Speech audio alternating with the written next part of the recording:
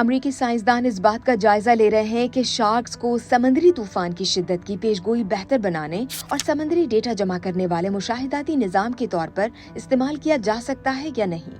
University of Delaware کے محققین sharks پر ایسے سینسر نصب کر رہے ہیں جو سمندر کے درجہ حرارت، برقی چالکٹ اور گہرائی کی پیمائش کرتے ہیں۔ برقی چالکٹ کا تعلق پانی میں نمکیات کی مقدار سے ہوتا ہے۔ تحقیق کے سربراہ پروفیسر ایرون کارلائزل کے مطابق جانوروں پر نصب سینسر کئی برس سے سمندری تحقیق میں کامیابی سے استعمال ہو رہے ہیں، خصوصاً ان علاقوں میں جہاں سائنسی مشاہدات محدود ہیں۔ محققین کہتے ہیں کہ شارکس اس تحقیق کے لیے موزوں ہیں کیونکہ یہ بڑی تعداد میں موجود ہیں، وسیع سمندری علاقوں میں پائی جاتی ہیں اور کئی محفوظ سمندری ممالیت جانوروں کے مقابلے میں ان تک رسائی نسبتاً آسان ہے۔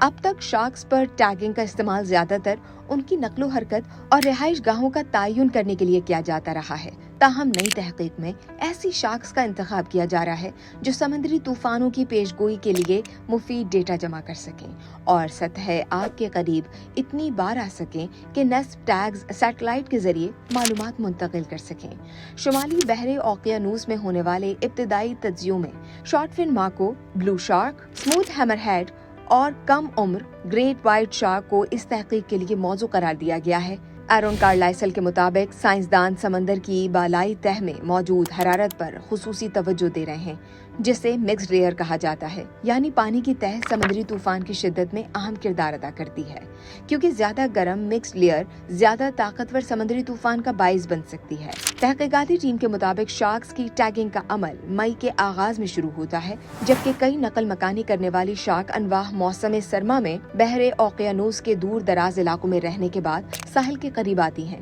محققین تحقیقی کشتی کے ذریعے ساحل سے 50 سے 65 کلومیٹر دور سمندر میں جاتے ہیں، جہاں چارہ لگی ڈوریاں ڈالی جاتی ہیں اور عام طور پر 2 سے 3 گھنٹے تک شارک کے آنے کا انتظار کیا جاتا ہے۔ شارک کے ڈورسل فن پر ٹیگ نصب کیا جاتا ہے۔ جب شارک سطح آب کے قریب تیرتی ہے تو ٹیگ سیٹلائٹ وصول کنندگان کے نیٹ ورک سے رابطہ کر کے ڈیٹا منتقل کرتا ہے۔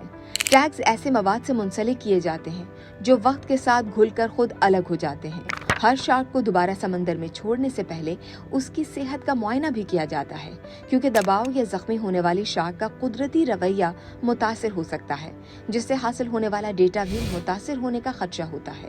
ماہرین کے بقول فلموں میں شارکس کو انتہائی خوفناک انداز میں پیش کیا جاتا ہے، جبکہ حقیقت میں یہ نسبتاً پرسکون جانور ہیں۔ محققین کے مطابق اگر یہ منصوبہ کامیاب رہا تو شارک سے حاصل ہونے والا ڈیٹا امریکی مشرقی ساحل کے قریب آنے والے سمندری طوفان کی شدت کی پیشگوئی بہتر بنانے میں مدد دے سکتا ہے۔ اس معلومات سے شمالی کیرولینا سے میساچوسیٹس تک ساحلی علاقوں میں موجود آبادیوں کو طوفانوں سے نمٹنے اور ساحلی تحفظ کے لیے زیادہ قابل اعتماد پیشگوئی فراہم کی جا سکے گی۔